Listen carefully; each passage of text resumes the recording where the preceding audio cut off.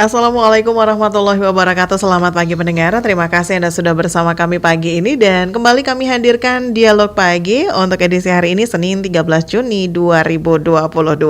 Topik yang kami hadirkan untuk Anda pagi ini kaitannya tentang wabah PMK yang berdampak pada penjualan harga hewan kurban ya, khususnya sapi. Dan pendengar, untuk Anda yang ingin bergabung bersama kami, silakan Anda bisa bergabung melalui WhatsApp di 081 324 951 935 atau Anda juga bisa tinggalkan live chat Anda ya di channel YouTube kami RRI Cirebon. Dan pendengar, tentu saja untuk fokus topik kita ini karena memang belakangan ini wabah penyakit mulut dan kuku atau PMK di hewan ternak beberapa waktu hingga saat ini cukup memprihatinkan ya, khususnya bagi para peternak sapi. Dan akhirnya tidak sedikit peternak yang kemudian merugi sejak kasus ini merebak karena hewan ternaknya terjangkit PMK sehingga perlu penanganan khusus dari dinas terkait. Lantas bagaimana penanganan PMK ini dan hal apa saja yang harus diwaspadai? Dan benarkah kemudian harga penjualan sapi ini anjlok atau justru sebaliknya karena persediaan terbatas jelang Idul Adha ini? Ya pendengar, pagi ini kami sudah tersambung dengan Pak Rojai yang merupakan peternak sapi dari Desa Tegal Karang, Kabupaten Cirebon. Isma, sapa dulu. Selamat pagi, Assalamualaikum Pak Rojai. Waalaikumsalam warahmatullahi wabarakatuh. Iya, lagi apa nih Pak? Ya, alhamdulillah baru selesai. Ini. Oke, ini mohon maaf ya Pak ya, diganggu dulu waktunya sebentar, nggak apa-apa ya Pak ya? Ya, nggak apa-apa, siap. Oke Pak, ini kita mau tanya dulu nih Pak, ini sampai dengan saat ini ada berapa banyak nih Pak sapi yang Bapak punya nih?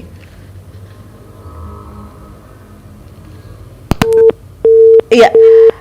Baik, sayang sekali terputus mendengar. Nanti kami akan coba untuk bisa tersambung kembali ya dengan Pak Rojai selaku peternak sapi dari Desa Tegal Karang, Kabupaten Cirebon. Dan pendengar, seperti yang kami informasikan sebelumnya bahwa belakangan ini memang wabah PMK khususnya di Kabupaten Cirebon ya, ini cukup banyak, di mana ada 702 ekor ya per tanggal 7 Juni 2022 lalu. Dan pendengar, diinformasikan juga bahwa wabah PMK ini tersebar di 17 kecamatan di Kabupaten Cirebon ya. Dan kali ini kami sudah kembali tersambung dengan Pak Rojai. Isma sapa kembali Pak Rojai. Ya, Pak Rojai sudah bersama kami ya. Iya, siap, iya. Baik, Pak, ini kita ingin tahu nih Pak, ada berapa banyak ternak sapi yang ada di tempat Bapak nih Pak? Saat ini persediaan kurban ada sekitar 70 ekor. Wow, banyak juga ya Pak ya, sampai 70 nih Pak. Nah ini Pak, ini kan belakangan ini banyak kabar berseliweran nih Pak. Bahkan sudah banyak diinformasikan juga bahwa wabah PMK ini semakin kesini semakin banyak. Kalau tanggapan Bapak sendiri nih sebagai peternak seperti apa nih Pak? Ya, memang penyakit PMK itu memang ada. Tapi saya sebagai peternak, karena memang pekerjaan dan rutinitas, ya harus siap. Namanya orang usaha pasti ada masalah. Tapi alhamdulillah kalau di Kabupaten Cirebon, di tempat kami selalu dibantu, diawasi oleh petugas Keswan wilayah Barat. Nah, selalu diberikan, dikontrol, diberikan saran untuk menjaga kesehatan. Karena alhamdulillah saya sebelum wabah PMK itu sapinya saya sudah belanja. Nah, jadi tinggal menjaga kesehatan dari sapi-sapi yang ada di tempat kami. Oke. Nah, jadi baik kalau dari petugas Keswan kesehatan hewan itu dikasih vitamin, terus membersihkan kandang secara rutin dengan desinfektan. Nah, terus alhamdulillah saya juga kan ketua kelompok ternak juga. Jadi pernah. Ya, Pak Rojai. Gimana Pak? Jadi kami ini menggunakan, di samping obat dari petugas Keswan, kami juga menggunakan jamu tradisional untuk menjaga sapi. Baik. Jadi udah kayak manusia ya Pak, minum jamu juga sapi-sapi ini ya Pak ya. Ya, kalau kalau saya sih udah rutin dari 2017 sudah make. Pas ada PMK ya udah nggak kaget, udah terbiasa menggunakan jamu tradisional. Oke, jadi memang ini obat tradisional ini atau jamu ini memang bermanfaat untuk mencegah penyakit PMK ini ya Pak ya berarti? Kalau berdasarkan pengalaman saya di kandang, Mm-mm. gejala PMK kan awalnya demam. Mm-mm. Karena demam, dia nggak nafsu makan. Mm. Nah, sedangkan jamu yang saya buat kelompok kami ini Ya. ada rempah-rempah yang khusus mengatasi masalah pencernaan, masalah nafsu makan. Itu Oke. bahannya dari kunyit, temulawak, kencur. Nah, untuk antibiotiknya dari bawang putih. Nah, untuk membersihkan parasit-parasitnya itu dari daun sirih. Oke, baik, baik. Ini Bapak menemukan jamu ini kreasi sendiri atau gimana nih Pak? Saya dilatih di Dinas Pertanian Kabupaten Cirebon. Oke, baik, baik. Semua peternak yang ada di Cirebon sih kebanyakan sudah tahu jamu ini. Mm-mm. Tinggal ada yang mau praktek, ada yang enggak gitu. Oke, jadi Bapak sendiri sudah mulai mempraktekannya sejak tahun 2017. Lama juga ya Pak ya, dan alhamdulillah ini hasilnya terasa sampai sekarang ya Pak. Hewan ternak Bapak semuanya sehat-sehat berarti ya Pak ya? Pernah diuji lab juga hasilnya. Jadi sapi saya ini pernah ada ini mahasiswa dari UMC magang. Mm-mm. Nah, terus tesnya diuji di laboratorium punya Provinsi Jawa Barat yang ada di Cirebon. Ternyata hasilnya itu cacing, parasit, semuanya nggak ada, bersih. Wow. Ada uji labnya ada di saya aja. Oke, luar biasa berarti ya Pak ya jamu tradisional ini. Nah ini untuk apa namanya Pak konsumsinya sendiri setiap hari diberikan begitu Pak? Kalau dulu waktu normal itu kalau habis belanja saya kasih. Per ekor itu dosisnya 250 mili per ekor. Nah, nanti per selang setengah bulan atau 1 bulan. Nah, Oke. nah situasi pandemi ini saya juga nggak mau rugi kata yang di berita-berita itu ya. Iya. Jadi hampir tiap hari lah Wow. pagi. Oke. Nah, kalau udah kelihatan normal, sehat, ya udah jaga-jaga terus. Jadi lebih baik mencegah gitu ya Pak ya sebelum Ya. nanti kecolongan. Tapi sejauh ini Pak, ini kan sejak merebaknya kabar kaitan tentang wabah penyakit mulut dan kuku, ini ada imbasnya nggak sih Pak sama penjualan hewan ternak Bapak sendiri? Kalau di saya malah kekurangan. Oh, Iya, jadi ini nggak yang- ngaruh ya Pak ya? Malah ini karena populasi sapi kan berkurang. Dari pengiriman dari Jawa Tengah, Jawa Timur kan terbatas. Oke. Sedangkan orang niat kurban itu kan sudah setahun yang lalu. Harus harus sapinya itu harus ada karena uangnya kan sudah ngumpul. Dan Oke, kami baik. sudah berlangganan, alhamdulillah yang sekarang 70 ekor ini sudah habis. Sudah ada yang punya semua ya Pak ya? Masya Allah luar biasa. Justru malah kurang gitu ya Pak ya? Kurang, jadi Oke. di Kecamatan Arjawinangun biasanya itu populasinya bisa mencapai 400 sampai 500 ekor dari beberapa penjual hewan kurban. Sekarang nggak ada. Baik, baik, baik. Nah, ini cara penanganannya jadi gimana nih, Pak? Ini kan sementara ini keren banget nih buat Pak Rojai. Ada beberapa pemberitaan yang mengatakan bahwa rugi lah, kemudian jarang yang mau beli. Justru Bapak menampik kabar semua itu ya, Pak ya. Nah, ini kemudian cara Bapak mengatasinya untuk bisa memenuhi permintaan pembeli seperti apa nih, Pak? Nah, untuk kekurangan saya nyari kebetulan di Cirebon kan ada Asosiasi Peternak Sapi Kabupaten Cirebon.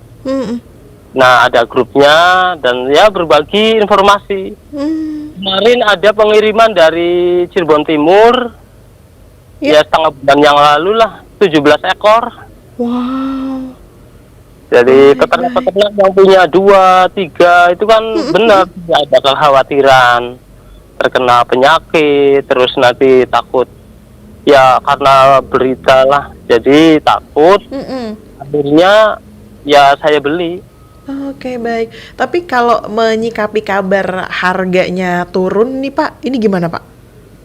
Kalau untuk hewan kurban normal. Oke. Normal malah pembeli itu walaupun kadang sapinya belum ada, udah pesen dulu. Wis, alhamdulillah ya Pak ya. Iya. Nah Berarti itu yang turun harga itu mungkin yang sakit sehingga potong paksa. oke, baik, Kan baik. kalau jual kurban kan biasanya taksiran. Mm, mm, mm, Kalau mm, potong paksa kan ditimbang. mm, mm, mm, mm. Itu lain berarti ya Pak ya situasi dan kondisinya. Berarti Kalau untuk tahun ini nggak ada perubahan ya Pak ya? Justru malah permintaannya meningkat ya Pak ya? iya meningkat dulu, jadi ini lucu kadang. Mm-mm. Jadi pembeli yang udah berlangganan puluhan tahun di Arjawinangun, di pembeli-pembeli apa penjual hewan kurban yang sudah lama, Ya. karena di sana barangnya nggak ada, akhirnya kan ke tempat saya. Mm-mm. Malah pembeli itu kaget, wah ini yang saya cari. Saya Alhamdulillah. itu pengen nyari sapi dari peternak, bukan dari sekedar penjual kurban. Mm-mm. Nah ya udah nanti sama istri sama teman-teman kelompok Mm-mm. tahun depan harus persiapannya 2 kali lipat mungkin karena kan Alhamdulillah. secara tidak sengaja Ya. pembeli-pembeli korban itu akhirnya tahu bahwa di Palimanan ini ada peternak yang istilahnya bisa menjual hewan kurban. Alhamdulillah berarti ya Pak ya. Justru malah ada hikmah ya Pak di balik pemberitaan ini semua ya Pak ya. Oke. Alhamdulillah. Nah, kita juga pengen tahu nih Pak. Ini kalau misalnya dari informasi yang ada nih Pak. Tadi Bapak juga sampaikan bahwa ada pembatasan ya Pak untuk distribusi sapi dari luar daerah. Nah, apakah sampai saat ini masih juga Pak ada pembatasan terkait hal itu Pak? Kalau menurut informasi dari teman-teman sih, kan pasar di Jawa Tengah, Jawa Timur kan pada tutup. Baik. Nah, jadi terus jadi ada teman juga yang biasa belanja ke sana, Ya. itu tidak dapat surat ini SKKH, surat kesehatan hewan. Oke. Jadi dinas tempatnya tidak mengeluarkan surat SKKH surat tadi ya. halal. Jadi kan pembeli juga kan takut juga sih. Dikiranya sapi ilegal ya. Iya ya Pak ya, jadi serba salah. Jadi memang untuk saat ini nggak ada sapi dari luar daerah ya Pak. Artinya Bapak hanya bertukar aja bersama teman-teman peternak lain gitu ya Pak ya saat ini ya Pak ya. Iya. Oke. Nah, Pak, ini kalau boleh tanya nih Pak, ini mungkin Bapak juga dapat dengar dari teman-teman peternak lain. Misalnya nih Pak, ada satu hewan yang sakit begitu Pak. Apakah ini penanganannya mereka dipisahkan kemudian dari kandang yang lain atau seperti apa nih Pak? Ya, kalau ya saran dari dokter hewan wilayah barat, misalnya ada yang terindikasi kelihatan aslinya sih kalau peternaknya jeli itu sebelum kena terlalu parah itu sudah kelihatan. Jadi misalnya yang terkena itu gejalanya pertama itu ada ini lendir-lendir lah. Keluar lendir itu harus cepat dipisah, terus ya kasih jamu. Oke. Nah, Berarti besoknya normal lagi. oh baik. Jadi sebenarnya ini sakitnya nggak terlalu parah ya Pak ya? Bisa dengan penanganan yang benar sehari juga sehat begitu ya Pak ya? Sehat. Yang penting sih kalau namanya istilahnya hewan peliharaan ya. Nah, yang penting makannya bagus ya nanti sembuh. Gitu. Oke, baik. Berarti ini mungkin Bapak bisa sampaikan juga nih Pak, ini buat para pembeli hewan kurban nih Pak, yang saat ini mungkin lagi milih-milih hewan kurban, ini yang baiknya seperti apa nih Pak? Ya, kalau saya sih sesuai standar dari persyaratan hewan kurban. Pertama ya sehat, kedua ya cukup umur.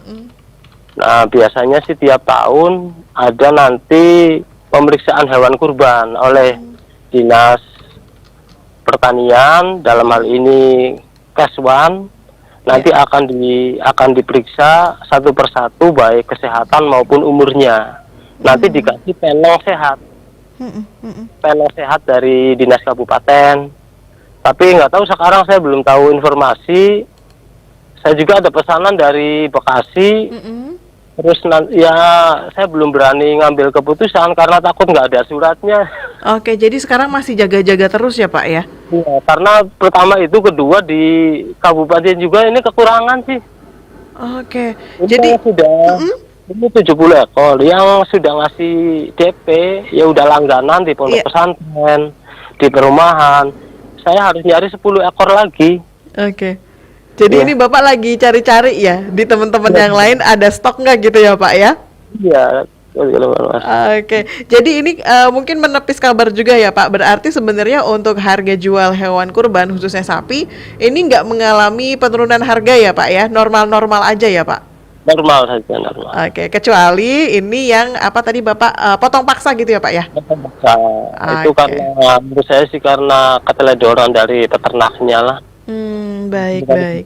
Nah, terus kesehatannya. Oke, ada ini nggak Pak yang ingin disampaikan kepada kami pendengar nih Pak, yang mungkin masih khawatir nih sama PMK ini, bahwa sebenarnya PMK itu nggak berbahaya, ini seperti apa nih Pak? Bisa disampaikan Pak? Ya, saya juga kalau ada pembeli ke kandang itu seneng. Jadi saya kasih informasi ke pembeli, Pak, cara membeli sapi yang sehat itu seperti ini. Karena apa? Saya juga diajari dulu oleh dokter hewan cara milih sapi yang sehat. Pertama, kita ke kandang, Ya. kita kasih makan. Kasih pakan lah. Kalau sapi itu langsung mau makan, itu secara fisik sehat lah. Kalau sapinya nggak mau makan, ya mungkin kan ada Iya, iya. permasalahan. Berarti Gitu. sapi kayak kita juga ya Pak, kalau nggak enak badan nggak nafsu makan ya Pak? Iya gitu. Baik, Pak Rojai, terima kasih banyak ini untuk waktu dan juga sharingnya buat kita semua. Ini makin laris ya Pak ya. Alhamdulillah nih, Masya Allah. Mudah-mudahan dari 10 yang inden tadi nih Pak, ini semakin hari semakin banyak nih Pak dan bisa dipenuhin semuanya ya Pak ya. Terima kasih sekali lagi Pak Rojai, sehat selalu. Assalamualaikum, selamat pagi. Waalaikumsalam warahmatullahi wabarakatuh. Baik, pendengar, demikian tadi bincang kami bersama Pak Rojai. Beliau adalah salah seorang peternak sapi ya dari Desa Tegal Karang, Kabupaten Cirebon. Yang sedikit banyaknya ini mungkin apa ya kita bilangnya menepis kabar bahwa wabah PMK ini berdampak pada harga penjualan hewan kurban khususnya sapi. Ternyata faktanya untuk Pak Rojai sendiri ini justru malah harganya normal-normal aja, dan juga ini pastinya juga nih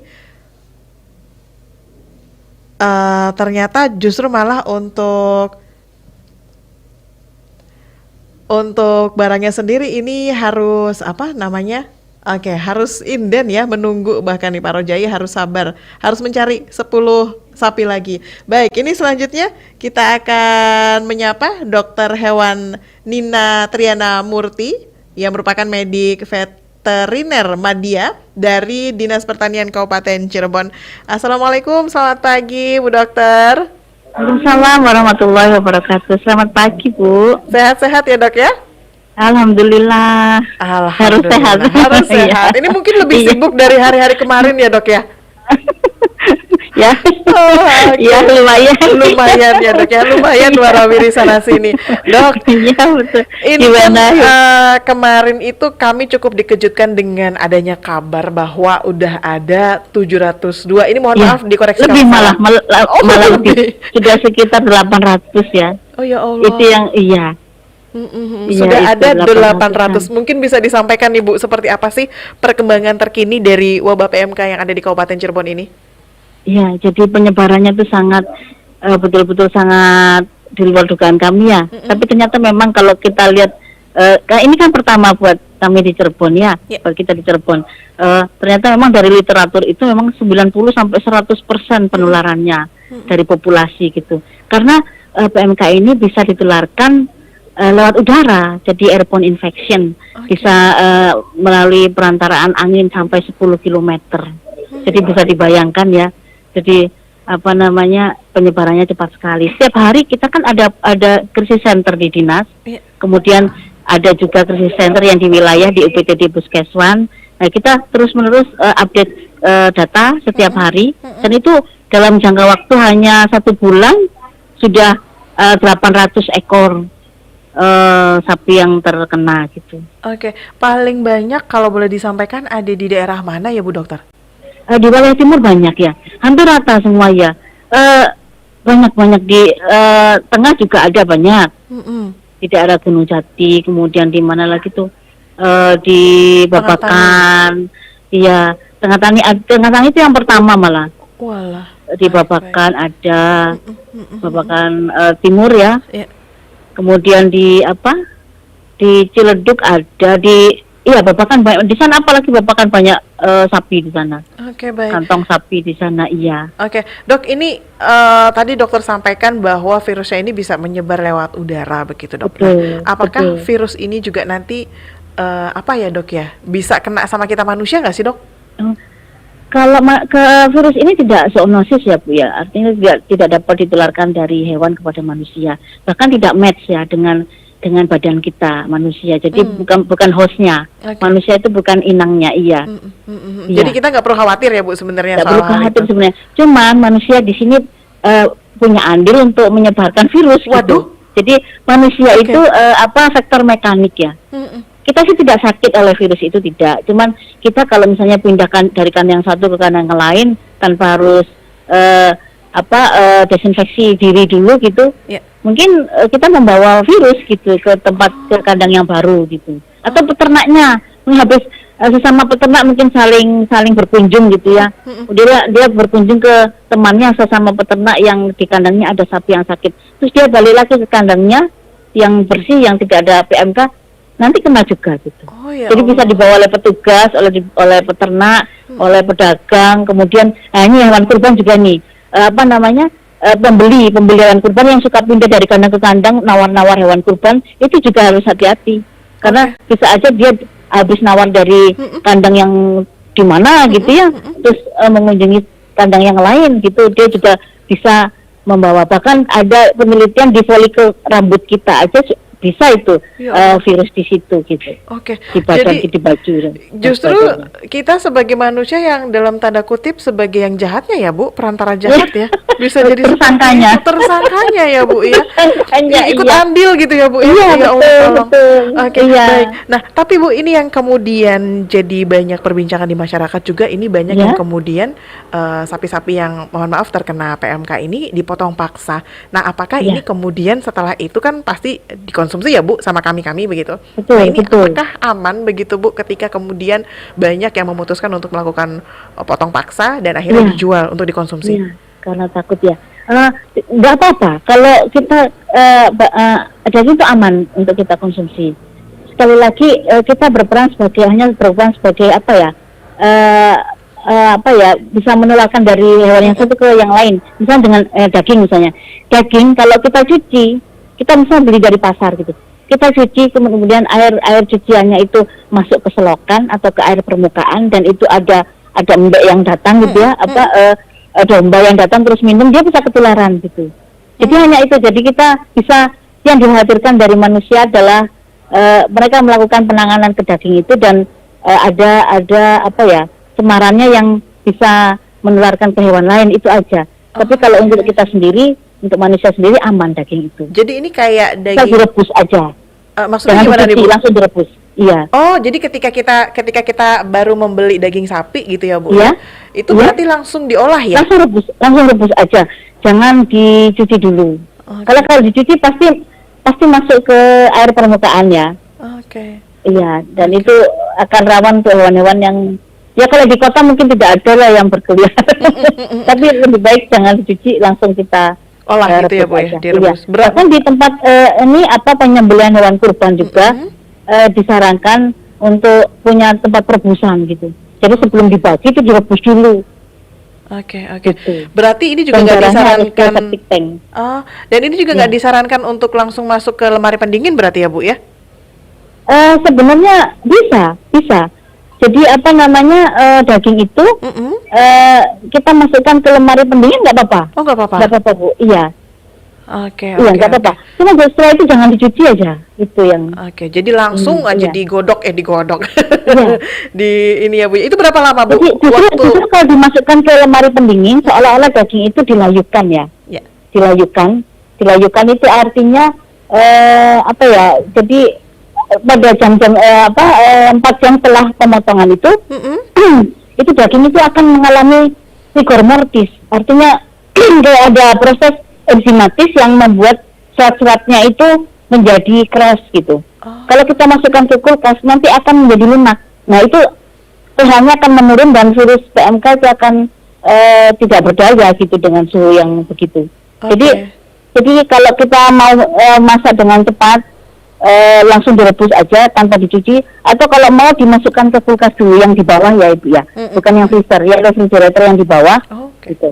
Hmm. Nanti kalau mau kita agak kapan gitu masaknya, setelah dari kulkas 24 jam di kulkas, Ya. kita rebus lalu masuk ke freezer gitu. Oh gitu, baik. Ini untuk Ya. merebusnya sendiri ada waktunya nggak, Bu?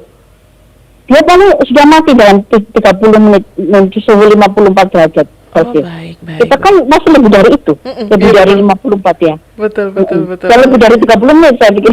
Oke, nah ini yang kemudian Ya. jadi pertanyaan juga nih Bu. Ini apakah kalau misalnya ada hewan kurban yang tadi dipotong paksa karena dia PMK, Ya. mengurangi nilai gizi yang ada dalam daging tersebut, Bu Dokter? Nilai gizi enggak juga ya, enggak ya. Iya. Baik, baik. Jadi Maksudnya hewan kurban potong paksa atau gimana? bukan maksudnya? kalau yang sekarang kan Iya. banyak nih Bu yang dipotong paksa kemudian udah langsung dijual ke masyarakat begitu, Bu. Oh iya, iya. Enggak apa-apa, enggak apa-apa. Baik, Ya itu baik. tadi cuman apa namanya supaya tidak ada peran manusia untuk membuat cemaran lingkungan dan menulari hewan yang lain ya. Itu ininya darahnya harus ditampung ke ini ke septic tank. Biasanya kalau di tempat-tempat pemotongan hewan itu yang selain di RPH ya, yang kita Iya. punya di RPH, Iya. kalau kita RPH itu punya instalasi pengolahan air limbah, jadi langsung masuk ke beberapa bak gitu. Oke. Nah, kalau di rumah-rumah gagal itu biasanya tidak ada ya, tidak ada. Mereka langsung ke Ngalir ya, Bu, ya. selokan ya. Itu yang berbahaya di situ. Oke, oke. Berarti Iya. sampai dengan saat ini pengawasan dari Dinas Pertanian sendiri cukup ketat ya, Bu ya, dengan adanya wabah PMK ini? Ya, kita masih tetap sosialisasi, terutama untuk penyembelihan bersyarat ya, pemotongan bersyarat ya, yang tadi itu yang potong paksa itu, karena masyarakat belum menyadari sepenuhnya ya. Tapi kalau di sisi kesehatan hewannya, kita memang luar biasa itu Bu. Maksudnya kita pelayanan kesehatan hewannya karena ada kasus PMK ini luar biasa itu. Alhamdulillah. Tapi untuk pemotongan bersyaratnya ini kita masih harus sosialisasi terus gitu. Baik, Iya. baik. Nah, Ibu, ini kalau misalnya ada hewan kurban yang dijual banyak di pinggir jalan begitu, Bu. Ya, Nah, ini ya. kemudian bagaimana pengawasan dari Dinas Pertanian sendiri nih, Bu, dan meyakinkan kami calon pembeli ini bahwa hewan kurban ini benar-benar aman terbebas Ya. dari PMK ini, Ibu. Ya, ya itu kita juga agak bingung masalah itu ya, karena begini, kita kan tidak bisa prediksi apa namanya hewan itu kapan terkenanya gitu ya. Oke. Bisa jadi sekarang kita periksa sehat gitu ya. Tapi kita kan nggak tahu seiring berjalannya waktu sampai hari hanya apakah dia nanti terserang atau tidak gitu. Jadi kita hanya memeriksa pada saat itu juga. Jadi kita beri surat keterangan kesehatan, tapi hanya berlaku 24 jam itu. Biasanya tidak ada garansi kesehatan hewan dari kita, karena kita nggak tahu. Bisa jadi besok atau lusa dia tertular gitu. Dan kalau kita kasih garansi sampai dengan Idul Adha, kita periksanya hanya sekali, nanti kita disalahkan. Oh iya, baik, baik. Iya, Baik, iya. baik. Jadi kita sebagai masyarakatnya juga ini harus sigap ya, Bu ya, banyak cari Iya. informasi begitu ya, Bu ya. Ya, dan Oke. itu dari MUI sudah dijelaskan bahwa kalau gejala ringan masih sah ya. Tapi kalau sudah pincang atau tidak bisa bangun, sudah tidak sah. Atau kalau masih dalam pengobatan, itu namanya masih bisa hanya sedekah saja gitu. Nah, Oke. itu yang agak yang yang gitu ya. PR untuk Idul Adha kali ini lumayan ya, Bu ya, biasa. lumayan berat ya, Iya, Bu kita ya. masih bingung ini bagaimana nih. Baik, Iya, baik. jangan sampai kita salah gitu ya. Oke. Iya. Nah, ini juga nih Ibu, tadi kami juga berbincang dengan salah satu peternak sapi dari Tegal Karang nih, Pak Rojai. Iya, Ini Pak Roja, iya. Oh, iya, Pak ini Roja. justru Iya. malah beliau ini mematahkan semua anggapan, semua pemberitaan yang ada begitu, Bu, di mana ada beberapa yang mengatakan katanya penjualan hewan kurban turun, kemudian harganya juga turun dan peminatnya turun, tapi ternyata semua ternyata? dibantah sama Pak Rojai. Oh, Targetnya iya, normal iya. katanya, Bu. Kemudian justru malah mengalami kesulitan karena kurangnya pasokan hewan ternak Pasokan, ini. betul. Kalau lalu lintas dibatasin, Bu. Nah, Iya, betul. ini kemudian bagaimana nih Ibu menyikapi hal ini? Apakah memang benar nggak boleh sama sekali ada sapi dari daerah luar untuk masuk ke wilayah Kabupaten Cirebon gitu, Bu? Iya. Iya. Iya, jadi memang ada aturannya ya, ya. Kita sebagai pemerintah daerah ya wajib melindungi peternak yang ada di kita ya. Karena sapi-sapi yang masuk ternyata yang kemarin-kemarin itu dari Jawa Tengah itu menularkan, Bu. Nah, jadi begitu masuk sapi-sapi kita yang asli di kita ini malah ketularan gitu. Oh ya Allah. Harus dikarantina dulu 2 minggu ya. Nah, dipisahkan dengan sapi yang lama, tapi ternyata bergejala. Tapi karantina juga kan gimana ya yang bisa ditularkan sampai 10 kilo? Karantinanya ya paling jaraknya segitu-gitunya gitu ya. Iya, Nah, Bu, ya. kalau Jawa Tengah dan Jawa Timur ini sudah banyak daerah-daerahnya yang sudah tertular gitu. Dan kalau kita juga tertular sebenarnya, cuman kalau kita meminimalisir jangan sampai lebih banyak lagi gitu ya. Jadi kalau provinsinya itu tertular tapi kabupatennya tidak, itu kita masih bisa memberikan rekomendasi supaya bisa masuk. Tapi kalau provinsinya tertular, kabupatennya juga, itu kita tidak bisa ngasih rekomendasi, nanti disalahkan. Nanti ketika datang terus sakit, bahwa dikasih izin sama dinas gitu ya. Iya, Jadi serba iya, rekomendasi itu izin berarti iya. Oke. Jadi kalaupun tidak terlanjur masuk itu tanpa izin dari kita gitu. Dan risiko tanggung sendiri gitu ya. Itu dia, jangan sampai ya Bu ya rugi 2 kali. Iya. Baik. Ya kami berharap hewan kurban tetap jumlahnya masih tetap, maksudnya tidak menghalangi orang untuk berkurban ya, tetap gitu. Mudah-mudahan sapi di kita sehat semua. Amin. Dan iya, jadi tidak berkurang gitu kurbannya gitu ya. Amin. Ini memang antusias masyarakat khususnya di Kabupaten Cirebon luar biasa ya Bu ya. Nggak ngaruh nih sama wabah ini. Tapi Bu, kita juga pengen tahu sebenarnya kalau tingkat kesembuhan sendiri untuk hewan yang kemudian kena PMK ini bagaimana nih Bu? Oh iya. Sebenarnya kesembuhan kalau angka morbiditas atau angka yang sakit nih, kesakitan ini memang banyak karena penularannya sendiri sampai 100% ya, 90-100% lewat udara lagi gitu ya. Tapi penyembuhannya angka mortalitasnya kecil sebenarnya. Jadi bisa disembuhkan PMK ini kalau tidak terlambat ya. Oke. Nah, itu bisa disembuhkan. Kalau terlambat penanganannya, itu dia bisa kemana-mana. Akhirnya penyakit itu akan secara sistemik mengganggu organ-organ tubuh yang lain gitu ya. Oh, ya. Jadi bisa ada komplikasi yang lain gitu kalau kita telat menangani gitu. Oke, baik. Ya. Ibu, yang terakhir pesan Ibu nih untuk kami para konsumen, calon pembeli hewan kurban, seperti apa Ibu menyikapi adanya wabah PMK ini? Ya, tetap tenang ya. Dan membelinya itu sebaiknya jangan terlalu jauh dengan Idul Kurban gitu ya. Oke. Karena kan banyak kemungkinan yang terjadi gitu ya. Kita pesan sebulan sebelumnya, waduh, sebulan ini sangat riskan. Kalau ada kemungkinan terjadi nanti ya Bu ya. Iya, jadi harus agak-agak dekat-dekat lah gitu dengan Idul Adha gitu ya. Gitu. Dan kalau ini yang saya khawatirkan memang pembeli-pembeli ini bisa pindah-pindah kandang gitu ya. Jadi menularkan sampai MK gitu. Nanti belinya tetap tenang dan belinya nanti berapa hari sebelum Idul Adha aja gitu. Oke, siap. Baik, sekali lagi terima kasih Ibu Dr. Nina Triana Murti. Ini Masya Allah luar biasa loh informasinya. Kurang bisa dicerna. Ini luar biasa loh Ibu, membantu kami semua nih bahwa ternyata nggak seserem yang dibayangkan begitu. Enggak Ibu, iya. Ibu terima kasih banyak sekali lagi. Iya, sama-sama. Sehat selalu, makin sukses ya Ibu. Iya, sama-sama. Kita harus sehat semua supaya bisa melayani masyarakat ya. Amin.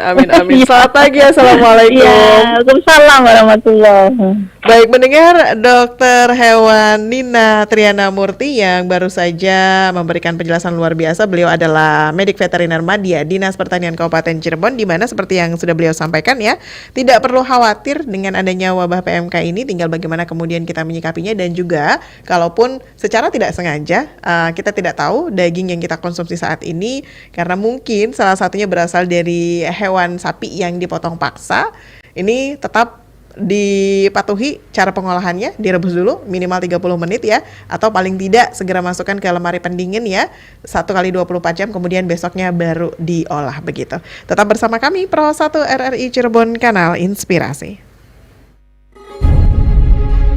pemerintah telah mengajukan jamu sebagai warisan budaya tak benda asli Indonesia kepada UNESCO agar mendapatkan pengakuan dunia. Lalu seperti apa bukti-bukti yang ada bahwa jamu memang betul-betul budaya asli Indonesia? Ternyata jamu sudah ada sejak 1200 tahun yang lalu. Kata jamu berasal dari dua kata yaitu jampi dan usodo yang bermakna obat dan doa. Data arkeologi menunjukkan masyarakat Jawa kuno telah melakukan pekerjaan di bidang kesehatan seperti yang ditemukan dalam relief Karmawi Bangga yang terletak di Candi Borobudur, Jawa Tengah 722 Masehi. Sementara itu di masa Kerajaan Majapahit sudah ada profesi acaraki, yaitu pekerjaan untuk orang yang handal meracik jamu. Di era Majapahitlah jamu diperdagangkan dengan cara digendong. Jamu yang digendong tersebut merupakan representasi dari lambang Kerajaan Majapahit, yakni Surya Majapahit. Terdapat 8 jenis jamu gendong, di antaranya kunyit asam, beras kencur, cabai puyang, kunci suruh, kudu laos, uyup-uyup, dan sino.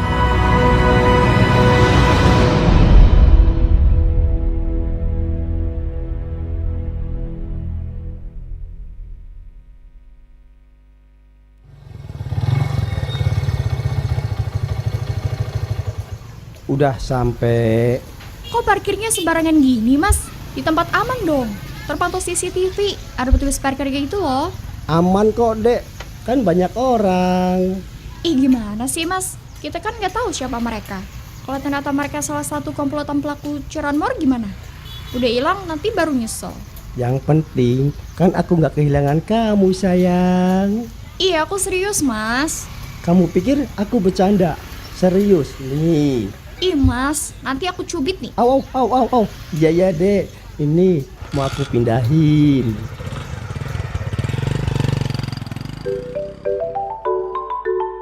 Pastikan Anda sudah mengunci kendaraan dengan benar, memarkirkan kendaraan Anda dengan aman, dan jangan lupa gunakan kunci ganda.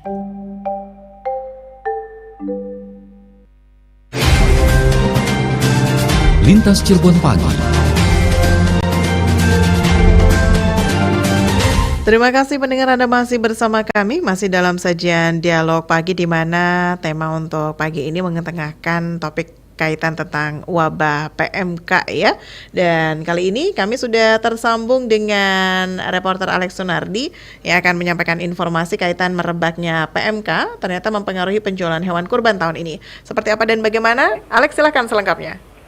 Ya baik, rekan Lisma, pendengar, merebaknya penyakit mulut dan kuku pada hewan ternak dalam beberapa minggu terakhir memang ini sangat berpengaruh terhadap penjualan hewan kurban yang biasanya ketika mendekati Hari Raya Idul Adha seperti saat ini, pesanan hewan kurban dari masyarakat untuk tentunya disembelih nanti pada saat Hari Raya Idul Adha sudah mulai banyak. Namun saat ini dengan merebaknya PMK termasuk di wilayah kota dan kabupaten Cirebon memang membuat pesanan hewan kurban ini sedikit agak berkurang dan tidak seperti tahun kemarin.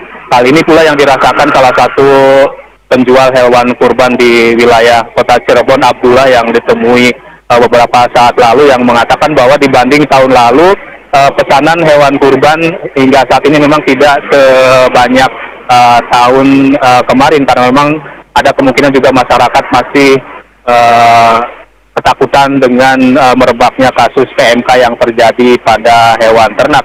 Namun Abdullah mengaku bahwa hewan ternak yang didatangkan ini memang sudah melalui proses yang cukup atau melalui proses yang sudah ditentukan melalui pemeriksaan kesehatan oleh dokter hewan, sehingga ia memastikan bahwa hewan ternak kurban yang akan dijual ini sudah dalam kondisi yang sehat.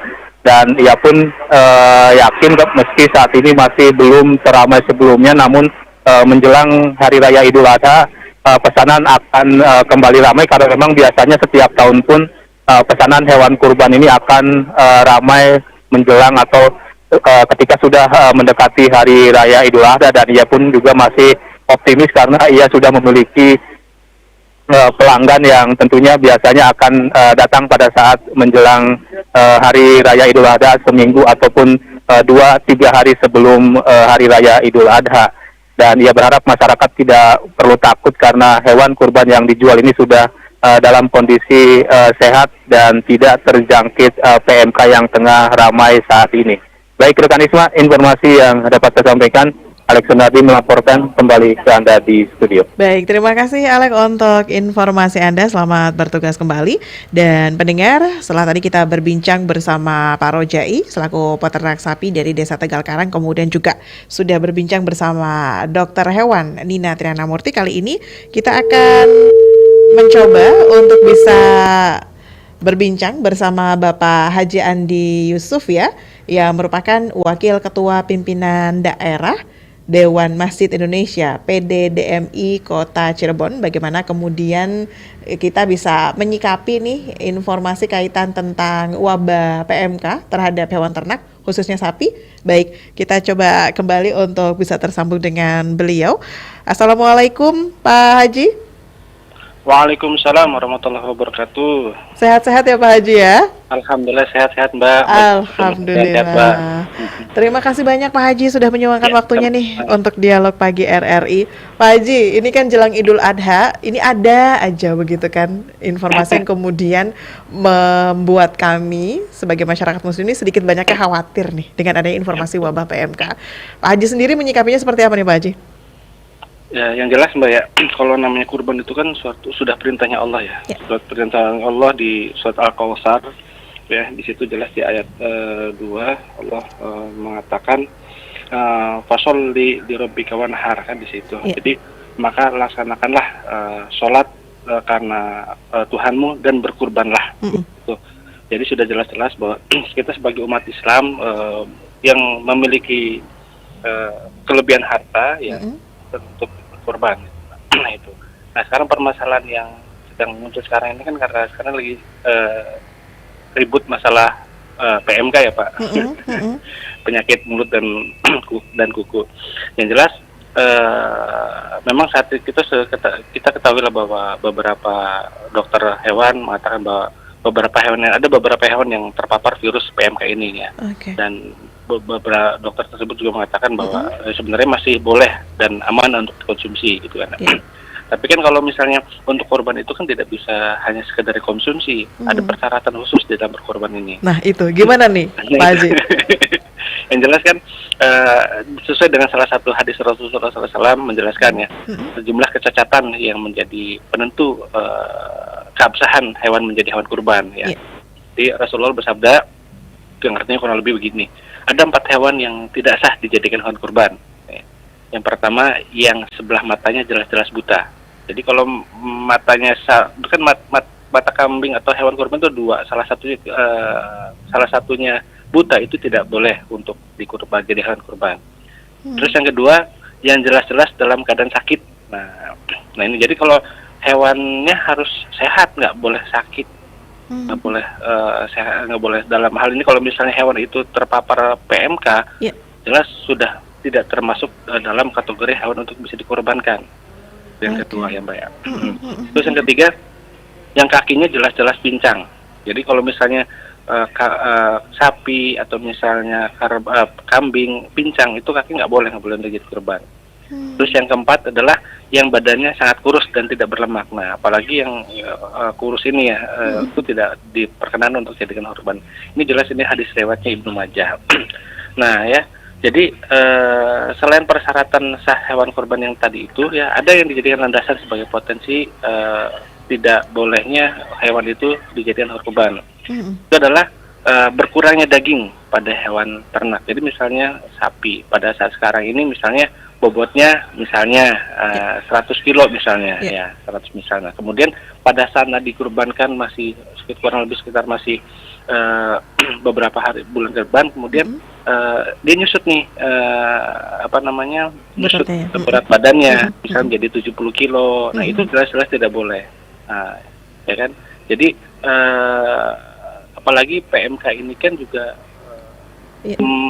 menjadi kemudian membuat hewan kurban tersebut tidak nafsu makan. Betul. Tidak nafsu makan. Jadi otomatis kalau yang terjangkit PMK ini tidak boleh untuk dijadikan hewan kurban. mohon maaf nih Pak Haji Isma potong, berarti batas mohon maaf menyusutnya bobotnya itu berapa kilo begitu Pak Haji? Ya, kan tidak ada ketentuan sebenarnya Mbak. Cuma Oke. kalau misalnya nyusutnya banyak ya itu ya tidak bisa digunakan sebagai hewan kurban. Oke, baik, baik, baik. Ya kan biasanya kan kalau misalnya hewan kurban itu terinfeksi virus PMK, pada umumnya ya dia tidak bisa berjalan dengan normal Betul. ya, karena virus ini kan menyerang tubuh bagian kaki kan namanya juga Betul. PMK. Kemudian bukan, dan mereka akhirnya hewan kurban ini kesulitan berjalan ya, dan yang sering sekali ya itu akan mengakibatkan lumpuh. Oke, baik. Lumpuh kemudian tidak bisa berjalan. Akhirnya kan nafsu makannya berkurang. Itu tidak. Nah, akhirnya membuat susut bobot daripada hewan kurban tersebut. Baik, nah ini yang kemudian jadi permasalahan juga nih Pak Haji. Ini kan banyak kemudian di antara kami begitu yang membeli hewan kurban itu kan jauh-jauh hari sebelum Hari Raya Idul Adha begitu ya. Dan kondisi hewannya ini sehat gitu Pak Haji. Ya. Tapi kemudian pada saat mau dipotong atau mau diserahkan kepada DKM, ini sakit. Nah ini hukumnya bagaimana ya Pak Haji? Ya nggak boleh Mbak, nggak boleh. Artinya harus diganti begitu? Ya harus ganti yang benar-benar sehat. Oke, kalau misalnya mohon maaf nih Pak Haji dipotong paksa gitu, tapi di hari Idul Adha, ini hukumnya seperti apa nanti Pak Haji? Yang jelas hewan tersebut harus memenuhi ketentuan seperti tadi Mbak yang saya katakan minimal empat itu. Kalau misalnya kalau sesuai dengan ketentuan yang tadi itu yang tidak boleh dikorbankan ya jangan kita paksa untuk berkorban gitu. Oke, jadi jatuhnya nanti kayak sedekah ya Pak Haji ya? Iya. Nah, masih mending itu kita rawat dulu, kita beli yang baru, kita rawat sampai kemudian sembuh, atau syukur-syukur bisa untuk diternak sendiri, untuk bisa korban tahun depannya. Oke, baik. Nah Pak Haji, ini kan kalau misalnya kita bicara soal korban sapi, ini kan harganya lumayan gitu ya Pak Haji ya? Iya. Nah, tapi kemudian nih Pak Haji beli 1 kambing duitnya masih lebih, jadi pengen 2 gitu Pak Haji. Nah ini sebenarnya ketentuannya gimana sih Pak Haji? Yang jelas kan kalau untuk korban itu kan kalau kambing kambing satu dalam arti kata untuk pahalanya untuk 1 orang. Berarti 1 kambing, mohon maaf Isma potong dulu, 1 kambing untuk 1 orang gitu ya Pak Haji ya? Iya 1 orang ya. Oke. Kambing 1 orang. Nah untuk sapi itu 7 orang. Jadi kalau misalnya Mbak punya kelebihan misalnya pengennya ada 1,5 lah ibarat begitu kalau beli kambing 1,5. Ya sekarang tinggal patungan saja dengan siapa dengan teman-teman saudara-saudara untuk bisa beli 1 sapi dengan 7 orang. 7 orang. Nah yang setengah itu misalnya yang setengahnya tadi tuh urunan sama saudara atau sama kakak atau adik urunan. Nah sekarang tinggal komitmen bersama aja yang setengah ini mau diatasnamakan siapa, atasnamakan yang yang ikut matung atau atas nama Mbak. Dan nanti kalau tahun depan begitu gantian. Oh baik. Nah ini juga nih Pak Haji, ini kan yang sering terjadi nih kalau misalnya, ini sih dari yang tahun-tahun kemarin begitu Pak Haji ya, ketika jelang Hari Raya Idul Adha, ini kemudian harganya dinaikkan begitu Pak Haji. Ini hukumnya gimana sih Pak Haji untuk misalnya pedagang yang kemudian menaikkan harga hewan kurbannya terlalu tinggi gitu, memanfaatkan momen sih. Prinsip ekonomi kan begitu Mbak. Iya betul. Nah itu gimana sih sebenarnya Pak Haji? Makanya kemudian kan banyak orang yang belinya jauh-jauh hari. Iya, kenaikan harga itu dalam batasan wajar nggak masalah Mbak. Karena kan bagaimanapun juga namanya pemeliharaan hewan kurban itu ada proses pemeliharaan. Iya. Baratnya kita kasih makan, kita kasih vitamin, terkadang kan begitu. Nah nggak masalah karena yang jelas kenaikan harga ini dalam batasan wajar lah. Misalnya secara umum misalnya harga sapi misalnya 25 juta misalnya. Nah kemudian ini harga umum, kemudian dia naikkan 30 juta, ya itu sudah tidak umum itu. Ya nggak boleh lah kita jual beli seperti itu. Oke, baik Pak Haji, ini yang terakhir nih Pak Haji, ini apa yang kemudian Pak Haji ingin sampaikan kepada kami nih khususnya umat muslim yang akan berniat kurban di tahun ini tapi dalam hatinya tuh masih ragu gitu karena ada wabah PMK ini Pak Haji, silakan. Ini sebenarnya begini, saya berharap bahwa ini pemerintah harus terlibat aktif dalam mengecek kesehatan hewan kurban. Kan kita masyarakat tidak punya sumber daya manusia, tidak punya peralatan yang untuk menentukan. Jadi kita berharap bahwa pemerintah dalam hal dinas kesehatan, dinas pertanian atau dinas apa yang menangani ternak ini harus terlibat aktif mengecek kesehatan hewan kurban. Jadi harus kita kemudian disinfeksi, kemudian divaksinasi terhadap hewan-hewan tersebut biar tidak terjangkit PMK. Jadi paling tidak selain itu juga pemerintah ya saat sekarang ini harus memberikan bantuan finansial kepada para peternak kecil yang terdampak PMK karena kasihan mereka. Ternaknya cuma nggak seberapa, kemudian terkena dampak PMK ini akhirnya mereka tidak bisa jualan, tidak bisa menghidupi keluarga pada akhirnya. Jadi saya berpikir mudah-mudahan pemerintah ini sangat intens ya, terlibat secara aktif untuk penanganan hewan kurban ini terutama, dan kita sebagai umat Islam, sebagai Muslim tidak perlu takut lah selama pemerintah turun terlibat di dalam hal seperti ini untuk penanganan hewan kurban yang terpapar PMK ataupun yang tidak. Dan saya pikir yang penjual pun jangan nakal lah. Kalau memang itu hewan kurban itu dalam kondisi sakit terpapar PMK, jangan dipaksakan untuk dijual karena itu akhirnya tidak akan sah di dalam keabsahan daripada kurbannya, tidak nanti bisa dipertanyakan. Jadi seperti itu ya, bismillah, kalau memang iya kita mempunyai niatan untuk berkorban, ya kita tidak perlu takut. Dan sekarang kelihatan juga MUI sudah membuat fatwa untuk hal itu, kemudian juga pemerintah juga ya kita harapkan terlibat aktif dalam mengecek hewan-hewan kurban yang dijual di pasaran. Nah, dengan demikian ya mudah-mudahan apa yang menjadi niatan kita di dalam berkorban ya akhirnya bisa mendapatkan ridho dari Allah dan juga mendapat keberkahan. Amin ya rabbal alamin. Masya Allah, terima kasih banyak Pak Haji, luar biasa ini penjabaran kita pagi ini. Jadi cerah semua nih Pak Haji, jadi adem lagi nih Pak Haji. Masya Allah, sekali lagi terima kasih Pak Haji Andi.